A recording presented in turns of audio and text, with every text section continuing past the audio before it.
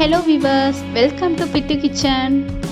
இன்னைக்கு நம்ம வீடியோல என்ன டிஷ்னு பாத்தீங்கன்னா ஸ்வீட்டான gulab jamun.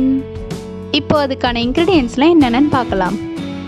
First 100 gram milk powder, ½ cup sugar, ½ cup water, 1/4 cup maida, rava 1 tablespoon, ஏலக்காய் powder, lemon juice 1 teaspoon, warm milk ½ cup, baking soda ½ teaspoon, கெட்டி தயிர் ½ டீஸ்பூன், நெய் 1 டேபிள் ஸ்பூன்.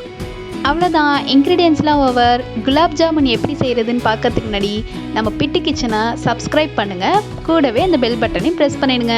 வாங்க வீடியோக்குள்ளே போகலாம்.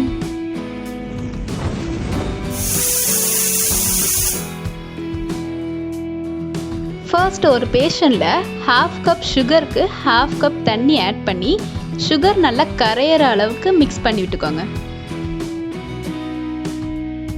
சுகர் நல்லா கரைஞ்சி வந்ததும் ஏலக்காய் பவுடர் ஆட் பண்ணி 1 டீஸ்பூன் லெமன் ஜூஸ் ஆட் பண்ணி நல்லா கொதிக்க விடுங்க.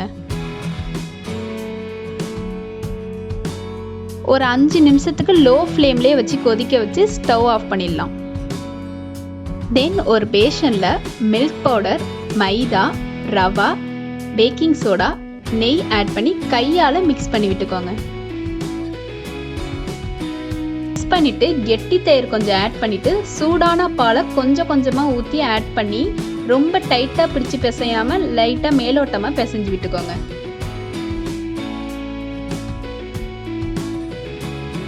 தென் கையில் கொஞ்சம் நெய் அப்ளை பண்ணிவிட்டு இதை ரவுண்ட் ஷேப்பில் நீங்கள் கிராக் இல்லாமல் உருட்டிக்கோங்க.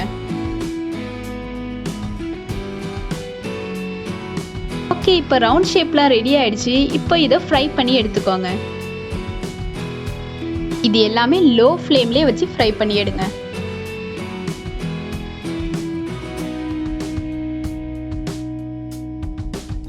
ஓகே, ஃப்ரை பண்ணி எடுத்தாச்சு. இப்போ இதெல்லாம் நம்ம ஏற்கனவே செஞ்சு வச்ச ஜீராவில் போட்டு ஒரு 2 ஹவர்ஸ்க்கு மூடி வச்சுடுங்க.